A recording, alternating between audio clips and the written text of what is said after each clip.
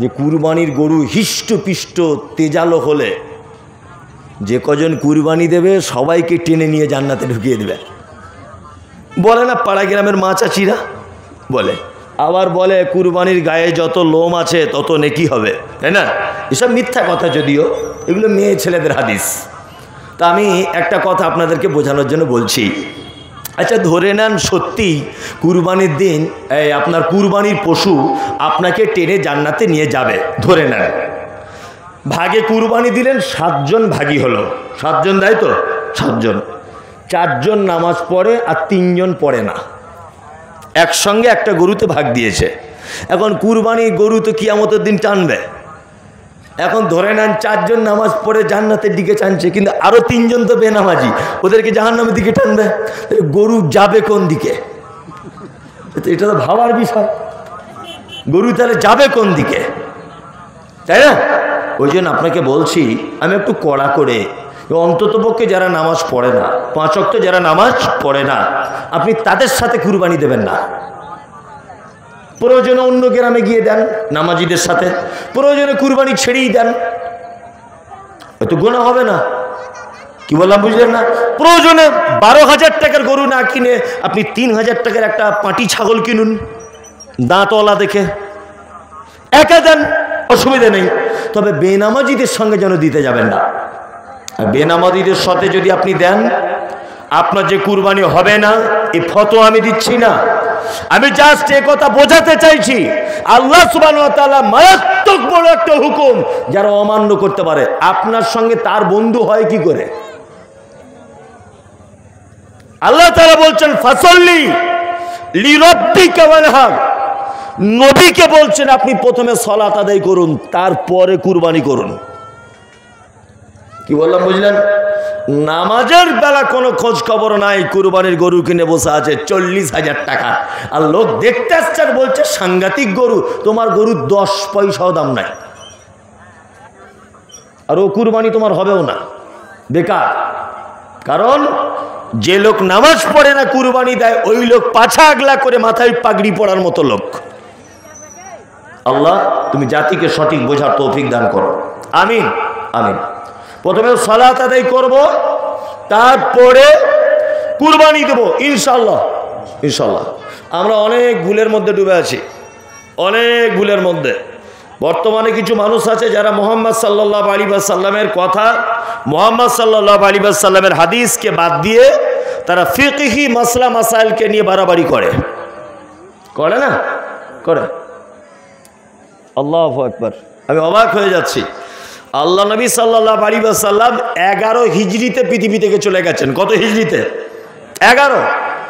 আবু হানিফা রাহিমাহুল্লাহ জন্ম হয়েছে 80 হিজরিতে, তিনি মারা গেছেন 150 হিজরিতে। এইভাবে ইমাম শাফির জন্ম হয়েছে 150 হিজরিতে। এইভাবে 300 হিজরির ভিতরে, 300 হিজরির ভিতরে সমস্ত আইম্মায়ে কেরাম পৃথিবী থেকে চলে গেছেন। ইমাম বুখারী, ইমাম তিরমিজি, ইমাম নাসাই, ইমাম ইবনে তাইমিয়া, ইমাম আবু হানিফা, ইমাম আহমদ বিন হাম্বল, ইমাম ইবনে তাইমিয়া, সমস্ত আইম্মায়ে কেরাম 300 হিজরির মধ্যে পৃথিবী থেকে চলে গেছেন।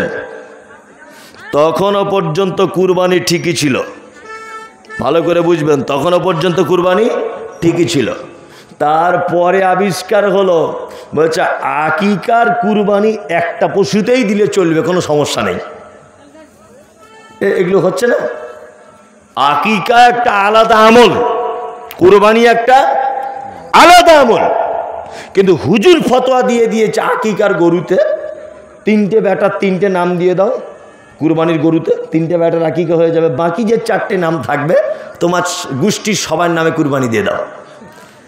একটা গরুতে 2 রকমের ক্যাপাসিটি। আশ্চর্য ব্যাপার, কত যে ভণ্ডামি চলছে আমাদের এখানে, চলছে। আল্লাহু আকবার। একদমই নয়, আকিকা আলাদা, এটা একটা আলাদা আমল, তাই তো সাহেব? কুরবানি এটা একটা আলাদা আমল, এর সঙ্গে আকিকার কোনো সম্পর্ক নেই। তার একটা বাস্তবতা আপনাকে আমি দেখাচ্ছি। আকিকার মাংস বা গোস্ত যার নামে আকিকা হয়েছে সে খাবে, তার বাপ খাবে, তার মা খাবে, তার বন্ধু খাবে, ইমাম সাহেব খাবে, খারিগোপালপুরে হেড মৌলানা খাবে, সবাই খাবে, কোনো সমস্যা নেই। আত্মীয় স্বজন থেকে শুরু করে আকিকার মাংস সবাই খেতে পারে, কোনো সমস্যা নেই। কিন্তু কুরবানির না, আপনি ফকির মিসকিনকে দিতে বাধ্য, দিতেই হবে, বাধ্য। আকিকার ব্যাপারে বাধ্যতামূলক কিছু নেই। কুরবানি আপনি নিজে করুন, নিজে গোস্ত খান, আপনি ফকির মিসকিনকে দিতে আপনি বাধ্য। আমরা তো এখন ফকির মিসকিনকে দিই না। গরু জবাই করার পরে 12 কেজি মাংস নিয়ে বড় মেয়ের বাড়ি ছুটছে, ছোট মেয়ের বাড়ি গোস্ত দিতে যাচ্ছে, শ্বশুর বাড়িতে যাচ্ছে গোস্ত দিতে, যাচ্ছে না? যাচ্ছে। অথচ পাড়ার গরিব মানুষ কুরবানি দিতে পারেনি, ওর কথা মনে নেই। অথচ আল্লাহ বলছে ওকে আগে দাও, ওকে আগে দাও। আল্লাহু আকবার। আমরা এই সমস্ত কাজ থেকে নিজেকে সরিয়ে রাখবো ইনশাআল্লাহ। তাহলে প্রথমে সালাত আদায় করব, তারপর কুরবানি করব। তারপর আল্লাহ সুবহানাহু ওয়া তাআলা বলছেন ইন্না শানিয়াকা হুয়াল আবতার। যারা আপনাকে বলছিল আপনি নির্বংশ, আমি আল্লাহ কথা দিচ্ছি, যারা আপনার নামে বদনাম দিচ্ছিল, আমি আল্লাহ তাদের বংশ পরিচয় রাখবো না। এবার আপনাকে একটা কথা বলছি, খুব মনোযোগ দিয়ে শুনুন। মুহাম্মদ সাল্লাল্লাহু আলাইহি ওয়াসাল্লামের বেটা মারা গিয়েছিল, একটাও বেঁচে ছিল না। উচিত তার বংশ নির্বংশ হয়ে যাওয়া, এটা ঠিক কিনা? এটা উচিত ছিল। কিন্তু বলুন তো দেখি, বেটা নাই বা থাকতে পারে, বেটার থেকেও প্রিয় উম্মতেরা, বেটার থেকেও বেশি ভালোবাসার মানুষ মুহাম্মদ সাল্লাল্লাহু আলাইহি ওয়াসাল্লামের পৃথিবীতে আছে না নেই? আছে। আপনারা জানেন কিছুদিন আগে বিজেপির কোন একজন নেত্রী, নূপুর শর্মা তার নাম, মুহাম্মদ সাল্লাল্লাহু আলাইহি ওয়াসাল্লামের ব্যাপারে কথা বলেছে বলে সারা পশ্চিম বাংলা, বিহার, সারা ভারতবর্ষের মুসলমানরা খেপে গিয়েছিল। খেপে গিয়েছিল না? খেপে গিয়েছিল। নবীজিকে কেউ দেখেছেন আপনারা? হ্যাঁ, দেখেছেন? দেখেননি। বাড়ি কোথায়? মক্কায়। মারা গেছেন কোথায়? মদিনায়। এখান থেকে 16,500 মাইল দূরে মুহাম্মদ সাল্লাল্লাহু আলাইহি ওয়াসাল্লামের জন্ম। তাকে কেউ চোখে দেখেনি, কিন্তু আত্মার দিক দিয়ে এত টান যে কলিজার টুকরা সন্তানের থেকে বেশি মুহাম্মদ সাল্লাল্লাহু আলাইহি ওয়াসাল্লামকে ভালোবাসে। আল্লাহ নবী সাল্লাল্লাহু আলাইহি ওয়াসাল্লাম বলেছেন, লা ইউমিনু আহাদুকুম হাত্তা কুনা হাব্বা ইলাইহি মিন ওয়ালিদিহি ওয়া ওয়ালাদিহি ওয়ান নাস আজমাইন। একটা মানুষ অতক্ষণ পর্যন্ত প্রকৃতপক্ষে মুমিন হতে পারে না যতক্ষণ না পর্যন্ত তার পিতামাতা, তার সন্তান, পৃথিবীর সমস্ত কিছুকে উপেক্ষা করে আমাকে যতক্ষণ না ভালোবাসতে না পারবে, সে প্রকৃতপক্ষে মুমিন হতে পারবে না। এবার আপনাকে বলুন তো, আপনাকে যদি আমি জিজ্ঞাসা করি, আপনি উত্তরটা নিজেই দেন। আপনি আপনার আব্বা মায়ের থেকেও নবীকে বেশি ভালোবাসেন না কম ভালোবাসেন? ওই কারা বেশি বলছেন? 3 জন। আরও সবাই বুড়ো মানুষ তো বসে পড়েছে, হাত তুলতে আমি বলবো না। আমি আপনি সবাই নবীজিকে বাপ মায়ের থেকে বেশি ভালোবাসি। তার একটা জ্বলন্ত প্রমাণ সারা পৃথিবীতে, সমস্ত জায়গায় যান, হযরত মুহাম্মদ সাল্লাল্লাহু আলাইহি ওয়াসাল্লামের কুশ পুতুল করে ডেনমার্কের মাটিতে পোড়ানো হয়েছিল।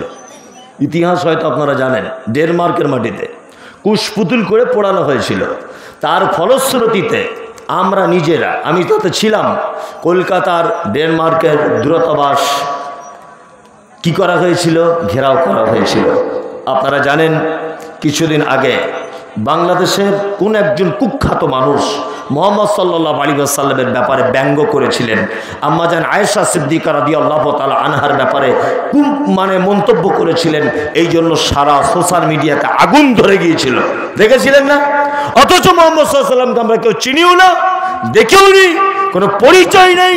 শুধুমাত্র পবিত্র আল কোরআনে ওনার নাম শুনেছি আর ওনার জীবনী পড়েছি, এতেই এত ভালোবাসা। আবু জাহেল, আবু লাহাব, যারা মুহাম্মদ সাল্লাল্লাহু আলাইহি ওয়াসাল্লামের ব্যাপারে কটু কথা বলেছিল, মন্তব্য খারাপ করেছিল আর বলেছিল আপনার বংশ শেষ হয়ে যাবে, তাদের আর বংশর পরিচয় নেই। আমি মানজুদ্দু যারা দেখে এসেছি, আবু জাহেলের বাড়িতে মানুষ পায়খানা করছে। আবু জাহেলের ঘরে সৌদির বাদশাহ পায়খানা ঘর করে দিয়েছে, মানুষ যাচ্ছে আর ওর মুখে গিয়ে পায়খানা করছে।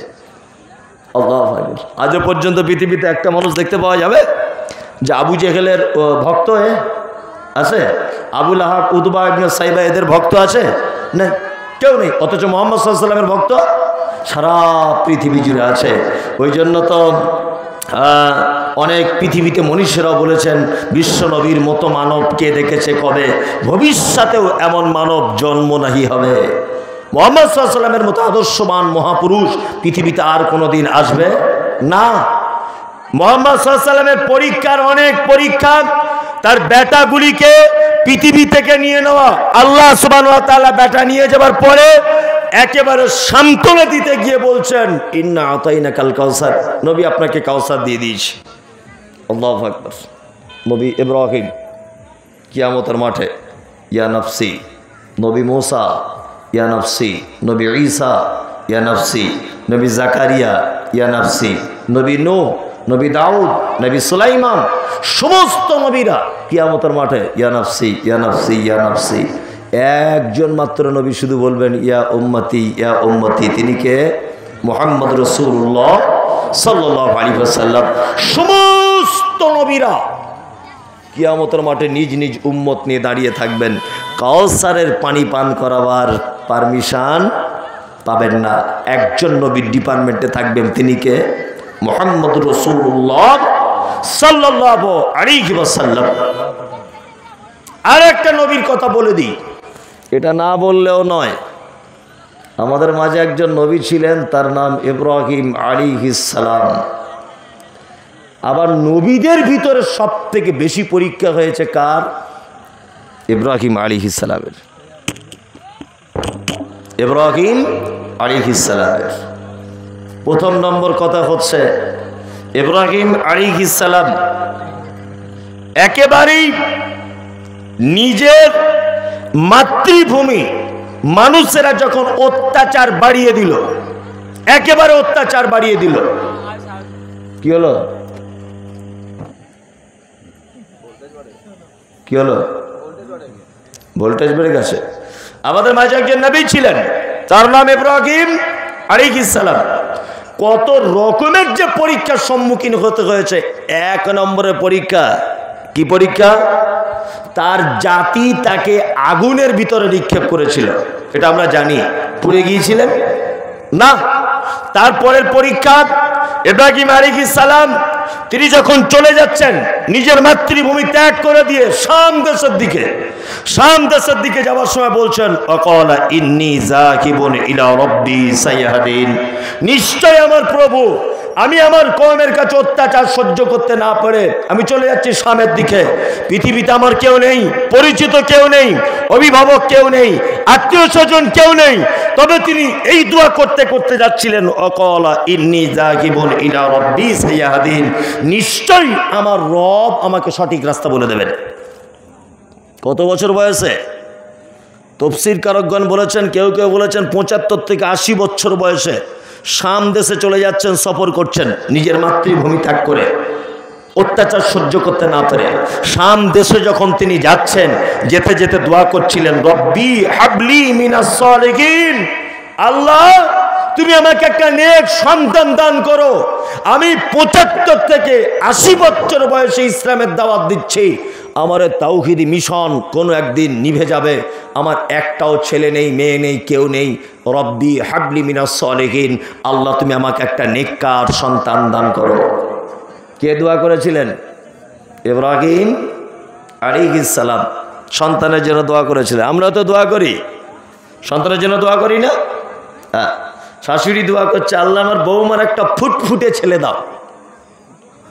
বাপ দোয়া করছে আল্লাহ 4টে বেটি, এবার একটা জবরদস্ত বেটা দাও। দোয়া করছে।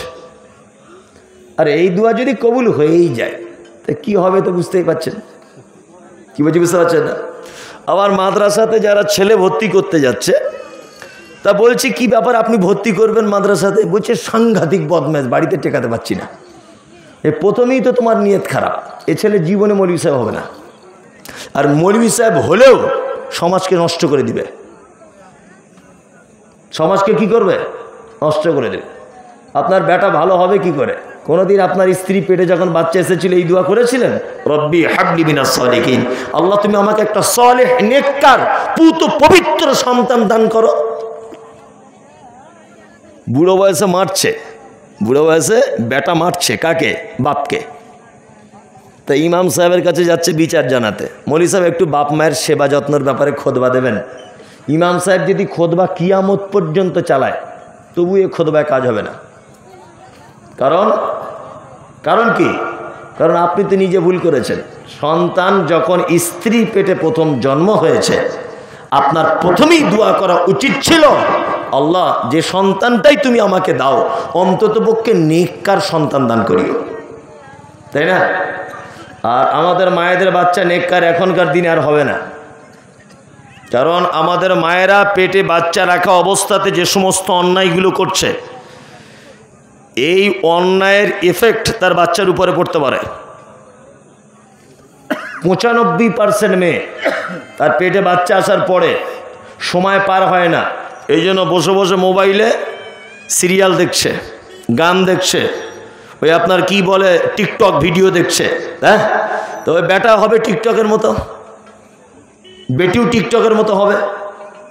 আগেকার দিনের মেয়েরা কি পেটে বাচ্চা থাকলে কোরআন তেলাওয়াত করত, বেশি বেশি করে নফল সিয়াম করত, বেশি বেশি করে দান করত, বেশি বেশি করে সাদকা করত। আর এখনকার অবস্থা কি?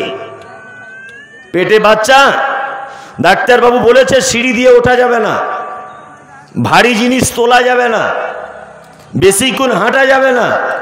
ও সুযোগ পেয়েছে, তাহলে সময় তো কাটাতে হবে। সময় কাটাবার একটাই রাস্তা, বসে বসে মোবাইলে টিকটক দেখো।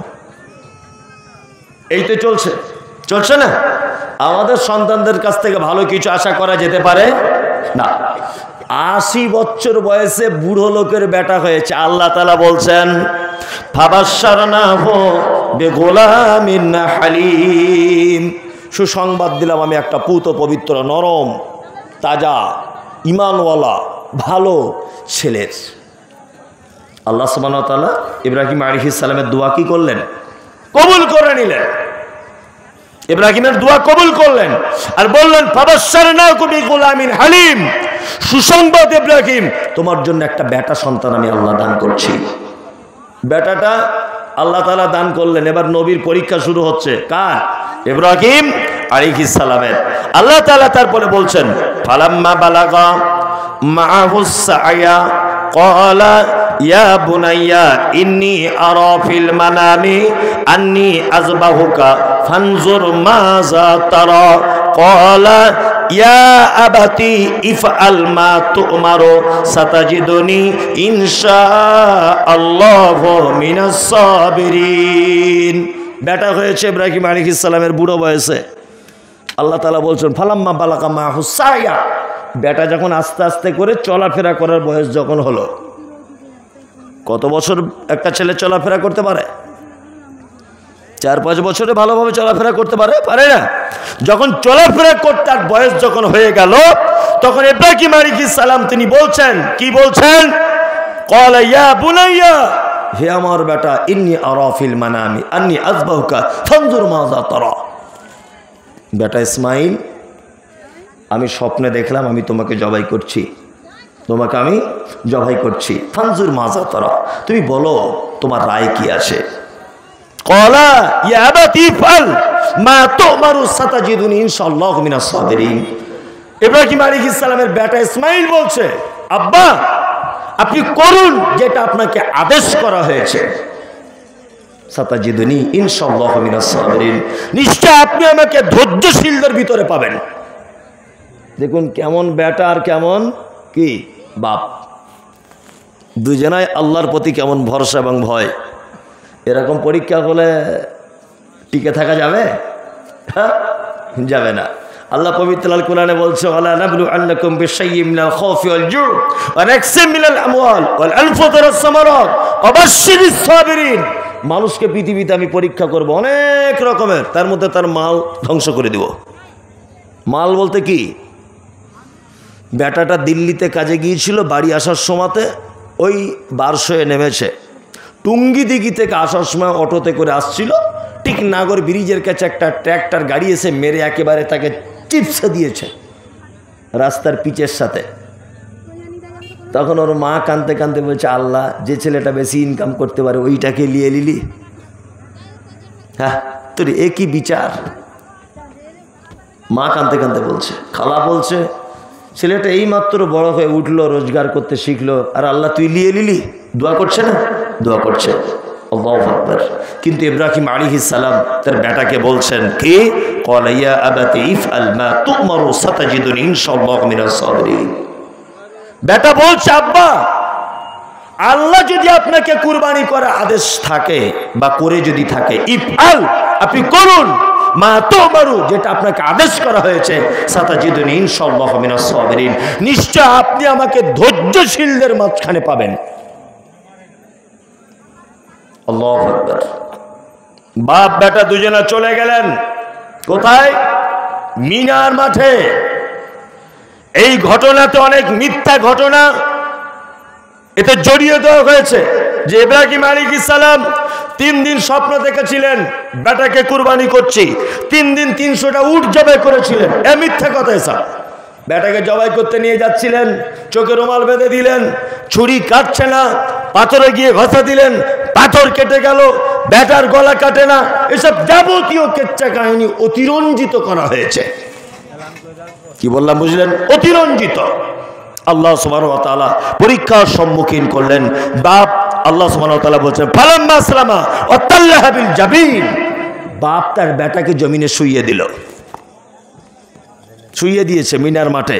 পৃথিবীতে কেউ নেই, ফাঁকা মরুভূমি, ধুধু, আকাশ বাতাস নিস্তব্ধ হয়ে গেছে। বেটাকে শুইয়ে দিয়েছে বাপ জবাই করবে বলে। আল্লাহ তাআলা ইব্রাহিমকে ডেকে বলছেন, ওয়ানাদাইনাহু আইয়া ইব্রাহিম, এ ইব্রাহিম, কদ সাদ্দাকতা রুইয়া, নিশ্চয়ই তুমি তোমার স্বপ্নকে সত্য বাস্তবে পরিণত করেছো। আল্লাহ তাআলা বলছেন, ইন্না কাযালিকা নাজিল মুহসিনিন, এইভাবে আমি অবশ্যই মুহসিন ভালো বান্দাদের পরীক্ষা করে থাকি। পৃথিবীতে অসংখ্য নবীদেরকে পরীক্ষা করা হয়েছে। আজকেও আমাদের মাঝখানে বিপদ আপদ মুসিবত যা কিছু আসে, এটা আল্লাহর পক্ষ থেকে কি হয়? পরীক্ষা করা হয়। আর পরীক্ষা যখন চলে আসবে, আল্লাহ তাআলা বলছেন, অবাশশিরিস সাবিরিন, নবীকে বলে দিচ্ছেন, নবী আপনি বলে দেন, আমার পরীক্ষা যখন কোনো মানুষের উপর আসে, অবাশশিরিস সাবিরিন, তারা যেন ধৈর্য ধারণ করে। আর ধৈর্য দ্বারা ধরবে তাদের জন্য রয়েছে আমার কাছে পুরস্কার, তার নাম জান্নাত। রাত্রি অনেক হয়েছে। সাফিরউদ্দিন আনসারী ৫,০০০ টাকা, মাশাআল্লাহ। সাফিরউদ্দিন আনসারী ৫,০০০, মানে লোক যা হয়েছে তার থেকে টাইম বেশি হয়ে গেছে। এটা হচ্ছে সবচেয়ে বড় কথা। লোক যদি একটু বেশি টেশি হতো, টাইম বেশি হলে অসুবিধা ছিল না। যাই হোক, সাফিরউদ্দিন আনসারী ৫,০০০। কেউ আছেন? এটা হাদিস কোরআন নয়, এটা প্রবাদ বাক্য যে যার শেষ ভালো তার সব ভালো। তার শেষের দিকে নূর আলমের বাবা 1 কুইন্টাল ভুট্টা। তাহলে হায়েস্ট দান কত হয়েছে? 10,০০০ তুমি দিয়েছো, এটাই হায়েস্ট। আমার জালাল চাচা আছে। জালাল চাচা কত দিয়েছে? ও দিবে হয়তো। আসুন আসুন, দেন। আমার চাচা খুব ভালো। ও, মঞ্জুর বলছে আমার চাচা খুবই ভালো লোক। তো কয়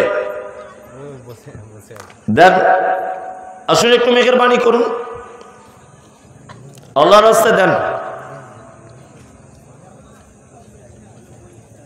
যে যা পারবেন দেন। রাত্রি অনেক হলে 1টা বেজে গেছে প্রায়। কই দেন, কি হলো?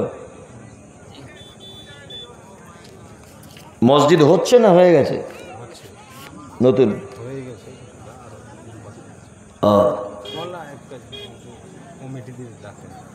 কমিটি কারা? জলসার কমিটি। শেখ পানির বোতলটা কই মঞ্জিদ? মঞ্জিদ পানির বোতল।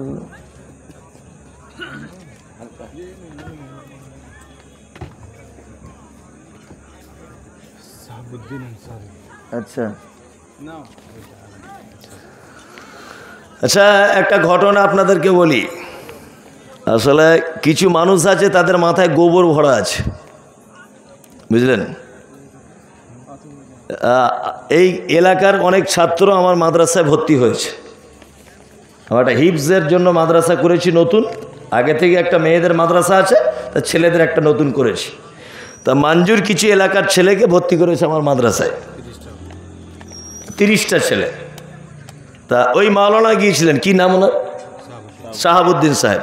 ফ্রিতে, একজনা বলতে পারবে না কেউ যে ভর্তি ফি দিয়ে ভর্তি করেছি, একজনাও নয়। শাহাবুদ্দিন সাহেব ঠিক বলছি কি না? ফ্রিতে, ভর্তি ফিটাও নেইনি। যে গরিব মানুষ এসেছে অনেক দূর থেকে, পড়ো। কোনো এক গাধা এলাকাতে নাকি প্রচার করছে যে মমতাজুলের মাদ্রাসাতে শাহাবুদ্দিন সাহেব আর এই মাঞ্জুর ছেলেগুলোকে দিয়ে আসছে, মমতাজুল কি ওদের কলকাতায় কিডনিগুলো বিক্রি করে দেবে না কি করবে? আরে গাধা, তোমার মাথাতে গোবর আছে? এই এলাকার আলেম বলছে আবার একজন। সে আলেম তো হতে পারে না, আলেম কি করে হবে? আলেম এত বড় জঘন্য কথা বলতে পারে? হ্যাঁ, সারা পশ্চিম বাংলাতে আমি ঘুরছি, কে না আমাকে চেনে? সারা বাংলার মানুষ চেনে, সারা বাংলার মানুষ আমার বাড়ি চেনে। মানজুর তো মনে হয় মাসে একবার করে যায়।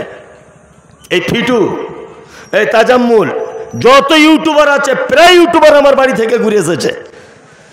আর আমি দিন রাত উত্তর দক্ষিণ দিনাজপুরে ঘুরছি, আর আমি তোমার বেটার কিডনি বিক্রি করে দিব? বিয়াদব কোথাকারে।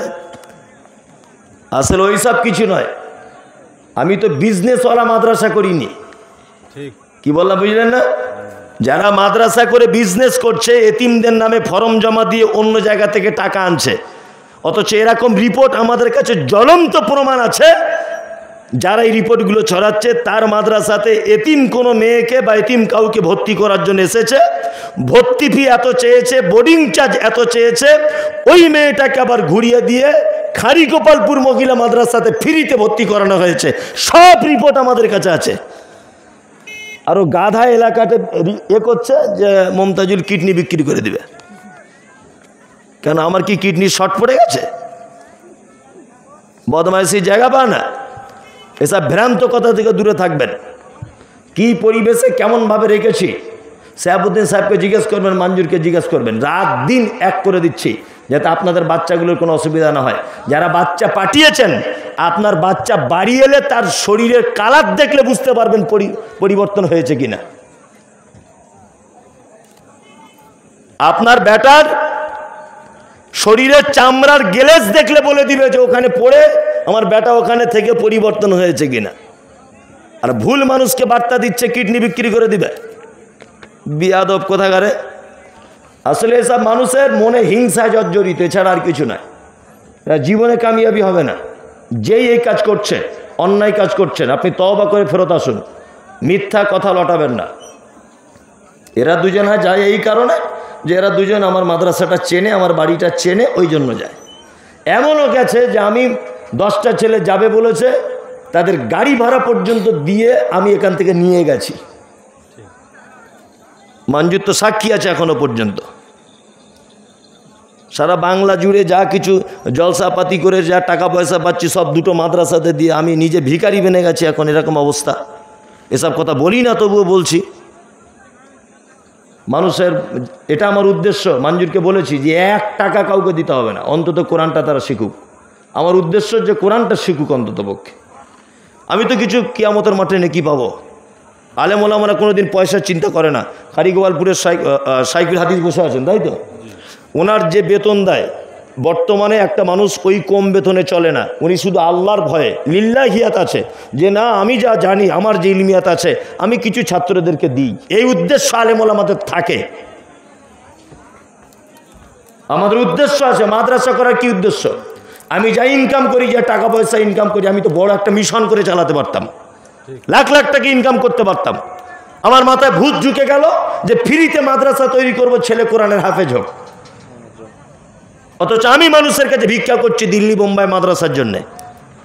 আমি তো মিশন করলে লাখ লাখ টাকা ইনকাম হতো। ওই জন্য বলছি, ভালো ছাত্র থাকলে আবার কুরবানির পরে ভর্তি করবেন, সব ফ্রিতে। আপনার ছেলেগুলো জিজ্ঞাসা করে দেখবেন, যদি মিথ্যা কথা হয় আপনার ছেলেকে ফোন করবেন। সকালবেলাতে চা বিস্কুট দিই, আবার সকাল 7টার সময়তে দামি দামি ক্যাডবেরি বিস্কুটের প্যাকেট আপনার ছেলেকে জিজ্ঞেস করুন ফোন করে, ফ্রিতে। এখান থেকে যত ছেলে গেছে, প্রায় ছেলে পাঞ্জাবি টাঞ্জাবি নিয়ে যায়নি, ভালো ভালো। আমি নিজে খরচা করে তাদেরকে সবাইকে 600 টাকা 700 টাকা খরচা করে 60 জন ছাত্রের পাঞ্জাবি বানিয়ে দিয়েছি। আজকে বিকেলে দিয়ে গেছে, ফ্রিতে দিয়েছি। বইপত্র দিয়েছি, যারা গেছে কেউ বালিশ পর্যন্ত নিয়ে যায়নি, 40টা বালিশ করতে দিয়েছি আমি, তোরা শুবি ভালো করে ফ্রিতে। আমার উদ্দেশ্য একটাই যে গরিব মানুষের বেটা কোরআনটা তো শিখবে, আমি তো কিছু নেকি পাবো। যা ভুলভাল রিপোর্ট ছড়াবেন না জাতির কাছে, আর এসব রিপোর্টে আপনারা কাম দেবেন না। যাই হোক, মানজুর আমার খুব পরিচিত, আমার মাদ্রাসা তৈরি করার সময় মানজুরের খুব বড় অবদান আছে, সোশ্যাল মিডিয়ার মাধ্যমে জিসানের অবদান আছে। তো এটা মানজুরের জলসা, আমি আমার পক্ষ থেকে মানজুরদের মসজিদে আমিও 10,000 টাকা দেবো ইনশাল্লাহ। এটা আমার পক্ষ থেকে, মানজুর আমার মাদ্রাসায় দেয় এরা সবাই, ওই জন্য আমি ওর মসজিদের জন্য আমিও 10,000 টাকা দেবো ইনশাল্লাহ। এটা আমার পক্ষ থেকে, আমার জন্য একটু দোয়া করবেন সবাই, যাতে আল্লাহ আমার হায়াত মানে শরীর সুস্থতা দান করে।